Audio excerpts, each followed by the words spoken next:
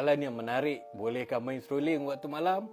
Kalau hampa jenis yang tak suka nak sembang-sembang bab-bab alam gaib, pergi main jauh-jauh, jangan tengok kat sini. Sebab saya nak kena explain benda tu real punya. Dulu masa saya kecil, saya main recorder tau. Kita kan sekolah dulu kan main recorder kan kat rumah. So, orang-orang kat kampung situ selalu marah saya sebab main recorder malam-malam kat rumah. Dia kata, hang main recorder malam-malam, selagi ular masuk dalam rumah. Saya tak tahu mana main idea yang ular akan masuk rumah kalau kita main recorder.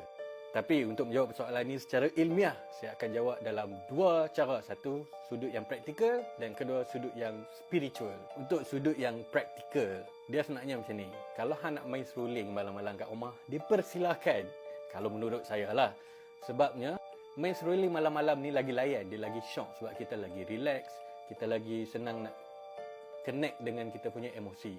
So dia, siapa yang pernah main strolling malam-malam, dia tahulah layan dia tu lain, tak sama macam kalau hampa main siang-siang. Tapi kalau hampa sejenis duduk rumah rapat-rapat, ada jiran, kita tak mau kita syok sendiri duduk layan-layan, tapi jiran nak tidur, mereka ada anak ke apa, tak boleh nak tidur pasal kita duduk tiup strolling ke main. So benda penting yang kita nak kena consider adalah jiran terganggu ke tak. Serius talk, dari sudut spiritual, orang kata bukan saya kata, bunyi-bunyi macam seruling ni, dia sejenis boleh tarik bunyi-bunyi makhluk halus. Satu hari tu saya pergi kat Terengganu tau. Saya rasa, masa tu dekat Pulau Kapas. Bukan Kapas, Perhentian, Kot.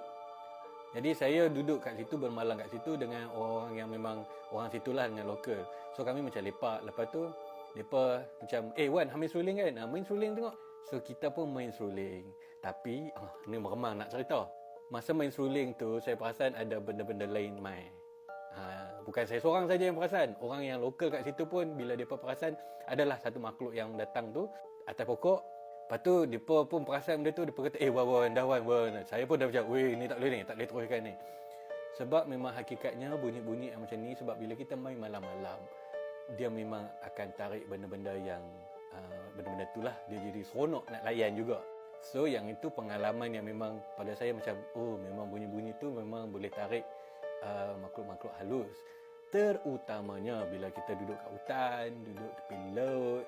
Ni memang tempat-tempat dia lah. Kalau kita main macam tu, dia pun macam, ada orang buat free show, mereka pun nak tengok. Jadi untuk jawab persoalan tu, kalau tanya saya, boleh, tapi tengok situasi dan tempat.